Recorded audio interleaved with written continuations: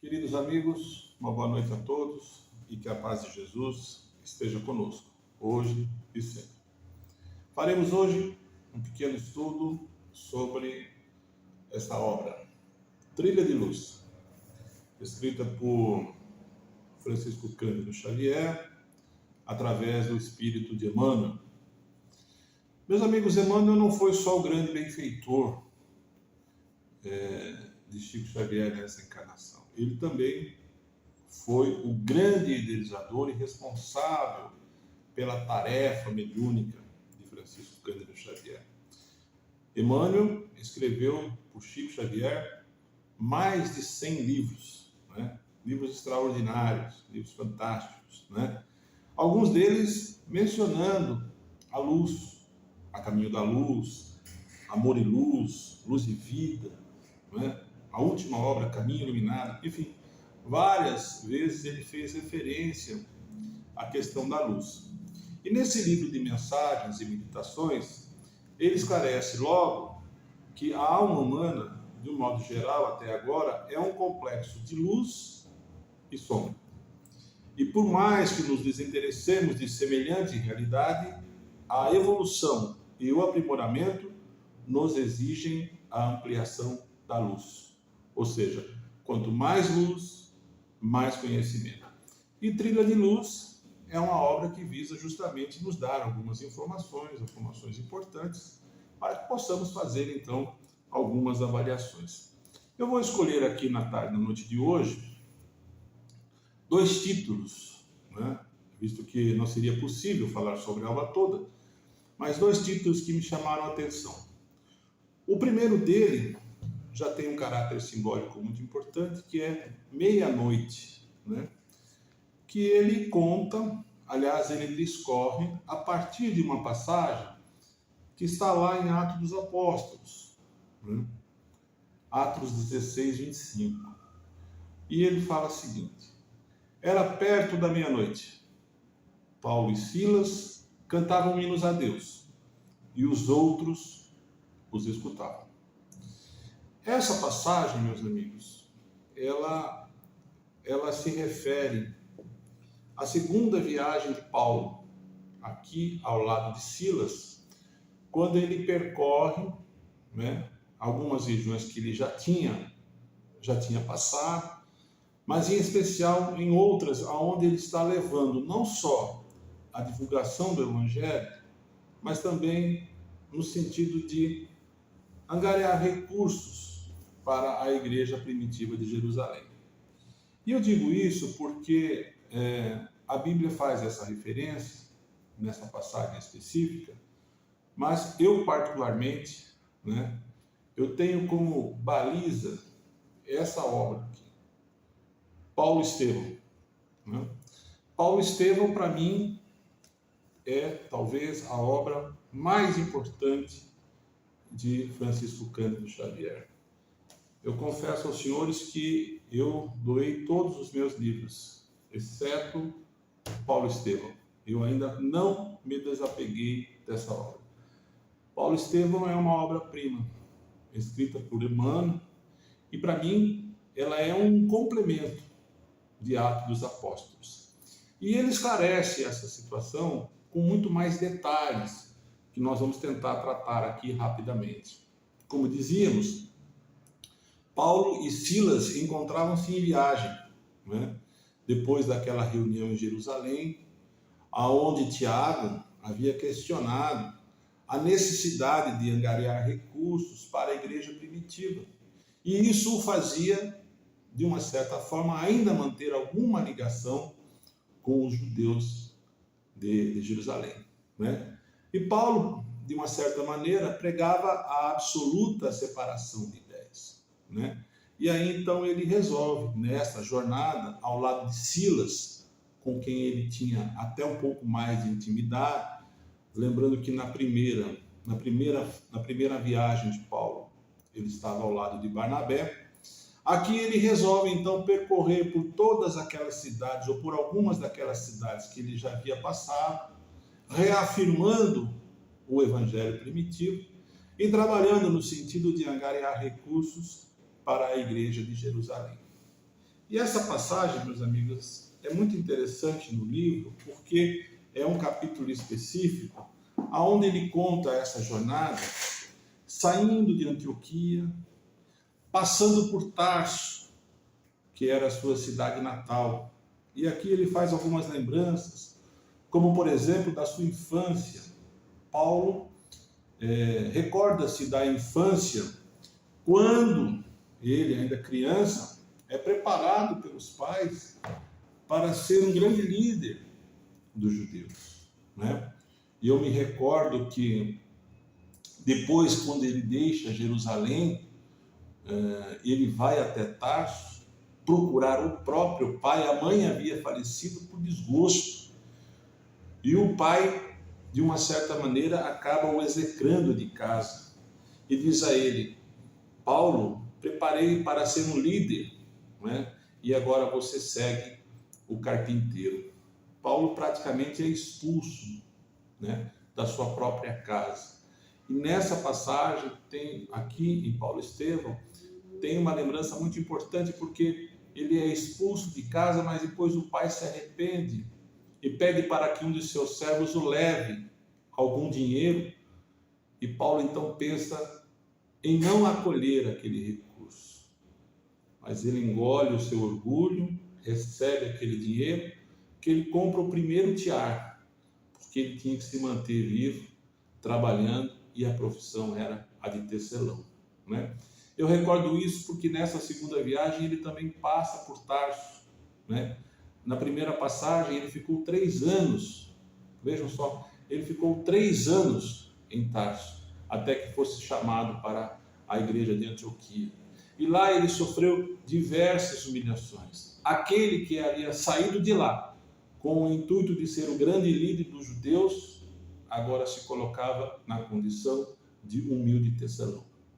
Ele sai de Antioquia, passa por Tarso, e nessa segunda jornada, agora já ao lado também de Timóteo, né?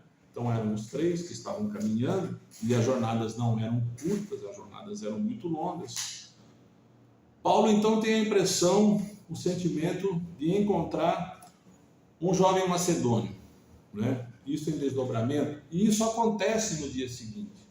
É justamente Lucas, né? O médico, o evangelista, aquele que escreveu o Evangelho e também Atos dos Apóstolos. E quando ele encontra com Lucas, né, ele faz o convite para que Lucas também o acompanhe. Lucas havia perdido a mãe, a questão de 2 anos, e trabalhava como médico numa embarcação. E Paulo tinha dentro de si aquela informação de que ele deveria seguir para o Ocidente, né? Era Estevão, aquele que ele martirizou, que agora no plano espiritual o aconselha para onde seguir na sua jornada. A Bíblia faz essa referência com o Espírito Santo, mas Emmanuel esclarece que durante essa jornada Paulo é acompanhado por Estevão, assim como também é acompanhado por Abigail, né? E Estevão indica o caminho, ele deveria seguir ao Ocidente. Então ele se aproveita daquele momento em que se encontra com Lucas, para que possam todos eles, Paulo, Silas, Lucas e Timóteo, seguir para a Macedônia, né?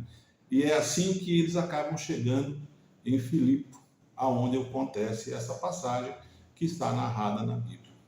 E quando eles chegam em Filipe, há uma situação muito interessante, que é o fato de que ele percebe que somente mulheres estavam o acompanhando na divulgação do Evangelho. Lembrando que todos eles trabalhavam e se reuniam aos finais de semana e à noite para fazer a divulgação do Evangelho. E ele então recebe o convite para ir na casa de uma das senhoras, né? E ele acha melhor então pregar em praça pública, né? Pelo fato de só mulheres o acompanhar. E ele faz uma lembrança interessante, ele falou: olha, só as mulheres estiveram com Jesus ao pé da cruz. Foram elas também que o acompanharam na ressurreição. E agora, quando chegamos ao Ocidente para a pregação do Evangelho, somente as mulheres. Filipe é a primeira cidade, já passando do Oriente para o Ocidente, na Turquia, né? E quando ele começa as pregações na cidade de Filipe, lá havia uma pitonisa, né?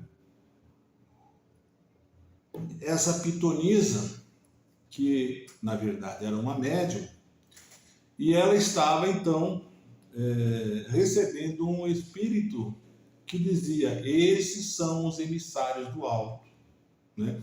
Essa pitonisa, ela era uma escrava, trabalhava para alguns senhores lá e fazia esses serviços por conta do dinheiro na mercancia, ou seja, trocava os serviços dela por dinheiro.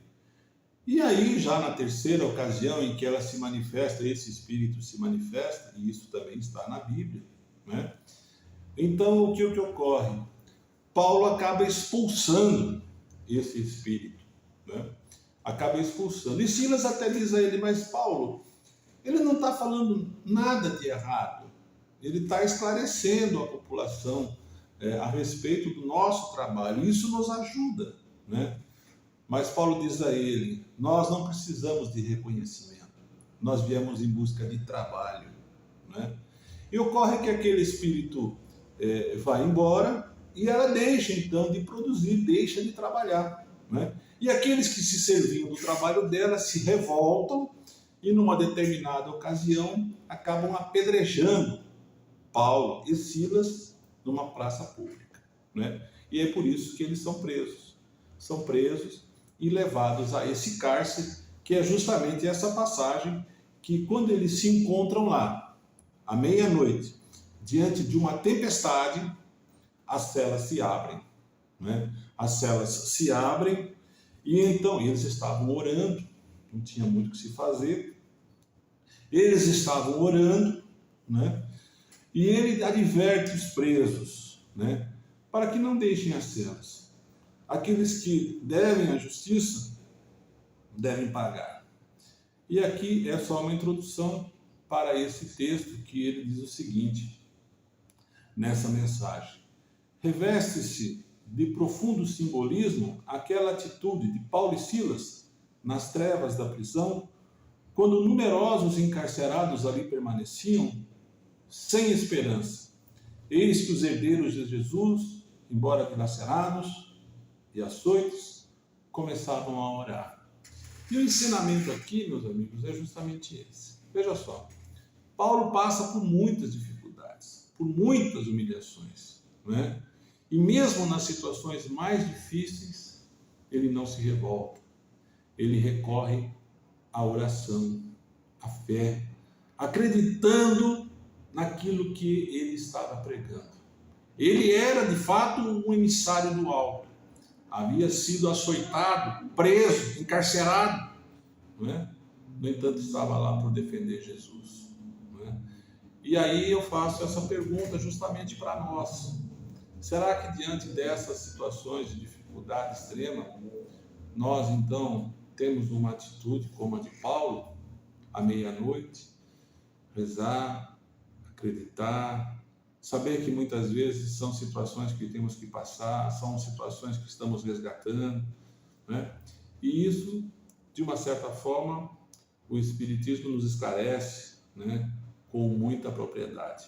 E só nessa pequena passagem, né, de Paulo, né, nós temos significativos exemplos. A fé, né, a determinação de Paulo, a modificação de Paulo, desde quando ele encontrou Jesus lá no caminho de Damasco, lembrando que não de imediato ele começa a pregar, mas ele tem que se preparar para aquela situação, a humilhação que ele passa na própria casa dos pais, né? O orgulho ferido, né? Ou seja, todo esse sofrimento, e ele se manteve firme a ponto de que, quando as travas da prisão se abrem, ele adverte aqueles que estão com ele, né? Aqueles que têm dívida com a justiça, que as paguem. É uma questão de justiça, né? E ele fala aqui, nessa interessante, né, nesse texto, que conhecimentos generosos permanecem eclipsados, noções de justiça e direito, programas de paz e tratados de assistência mútua são negados ao esquecimento. Muitas vezes, meus amigos, essas situações que estamos passando são justamente momentos de esclarecimento que precisamos passar, né? E o interessante é que nenhum dos presos, nenhum daqueles acabam fugindo. E no dia seguinte, né, o carcereiro tenta inclusive suicídio. E aqui há uma situação muito interessante, porque eu li essa passagem algumas vezes, e na Bíblia, né, há uma referência de terremoto. E aí eu fiquei pensando, ou talvez tenha sido intuído a pensar, né, que se houvesse um terremoto, talvez ele tivesse acordado, né? Havia, na verdade, segundo o nosso querido Emmanuel, uma tempestade. Paulo ainda evita que ele se mate, né? Que ele não cometa o ato do suicídio, tá certo? E eles são acolhidos. Quando a notícia chega para os juízes da localidade, eles mandam soltar os prisioneiros, Paulo e Silas, né? Mas ele prefere falar pessoalmente com eles. Ele invoca a citação de cidadão romano, né? Conversa com os juízes para que pudesse garantir a paz daquela localidade. Então, meus amigos, a reflexão que nós fazemos aqui diante desse aspecto, né, é que, mesmo diante de todas as dificuldades, nós devemos nos manter vigilantes, né? Orar, acreditar. Sabemos que muitas vezes, se estamos recebendo determinadas situações ou problemas, é porque a merecemos, né? E que podemos também, através desses problemas e dessas situações, fazermos dela o nosso conhecimento, o nosso aprendizado. Esse, talvez, na minha opinião, tenha sido o grande exemplo de Paulo. Ou seja, apesar de tudo que ele passou, ele não se revoltou, se manteve firme até o final na proclamação do Evangelho de Jesus, né? E um segundo texto que também me chamou a atenção, né, nesse livro, né, está na página 97, é um texto que Emmanuel ele faz várias comparações, e nesse texto ele trata da ciência e da religião, né? E ele esclarece aqui, né, que o bem geral é o fim, né? O justo exame, né? Ou seja, a ciência, de uma certa maneira, ela tem que caminhar ao lado da religião, no sentido da luz, né? E ele nos adverte, a ciência no mundo é um conjunto de afirmações provisórias, né? A religião é um acervo de revelações parciais, né? E esclarece ao final que não nos esquecemos que o sábio dos sábios, o anjo dos anjos, Jesus, sem analisar o mundo e sem julgá-lo, amou e auxiliou.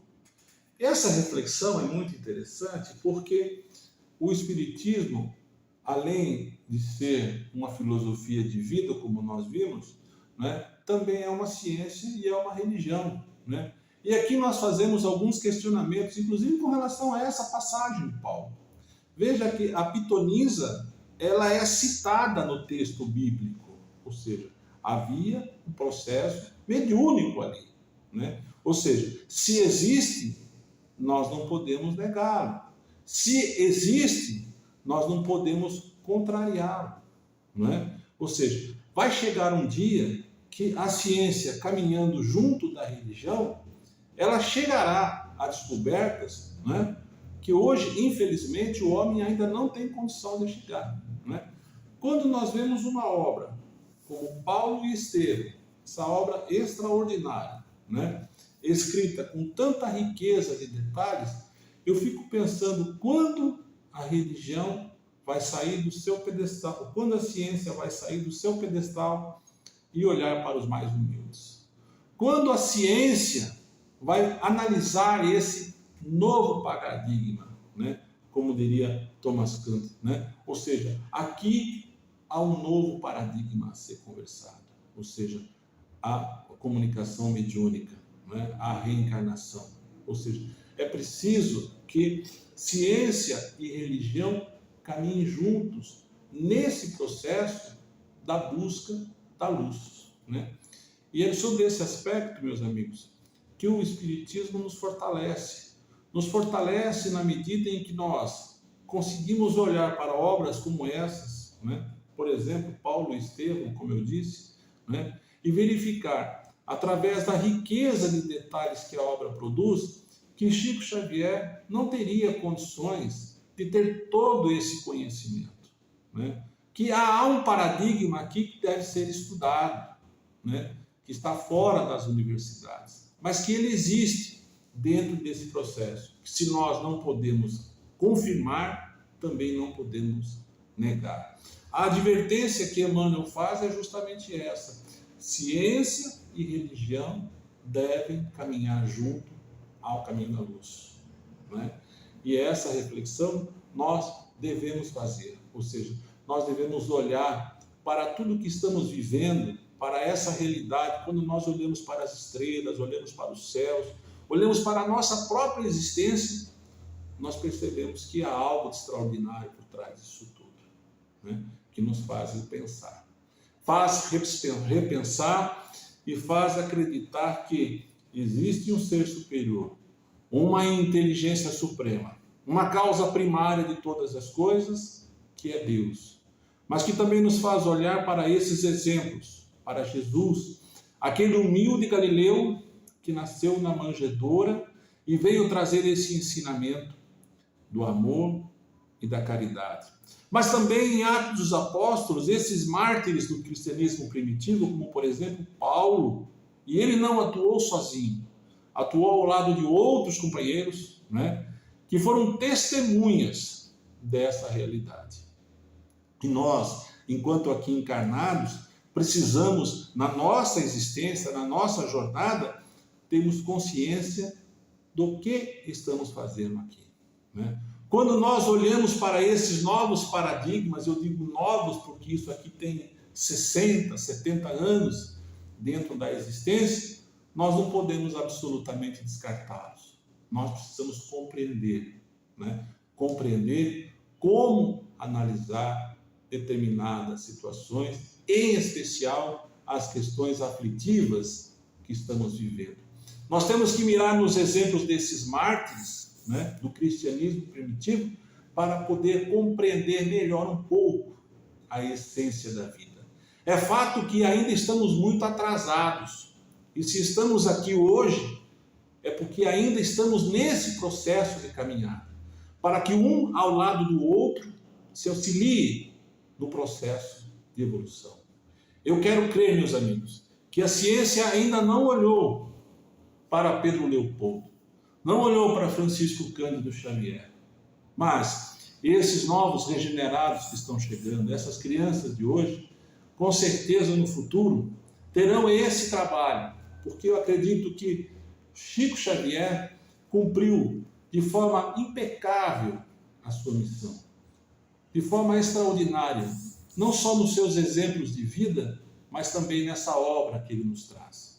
Toda obra mediúnica de Chico Xavier é um celeiro de luz, né? São informações muito importantes que nós aqui encarnados, devemos aproveitar para que possamos nos balizar por elas nesse processo de evolução.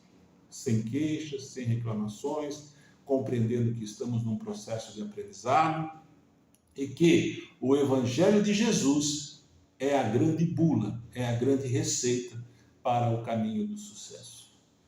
Meus amigos, quando nós olhamos para os nossos queridos companheiros mártires do cristianismo, ou, por exemplo, olhando para Chico Xavier, de obra mais recente, nós então encontramos os exemplos da humildade, da caridade, que Jesus pregou há 2000 anos e que nós ainda não compreendemos. Mas, como dissemos, estamos nesse processo, nessa trilha de luz, para podermos chegar à evolução que tanto desejamos.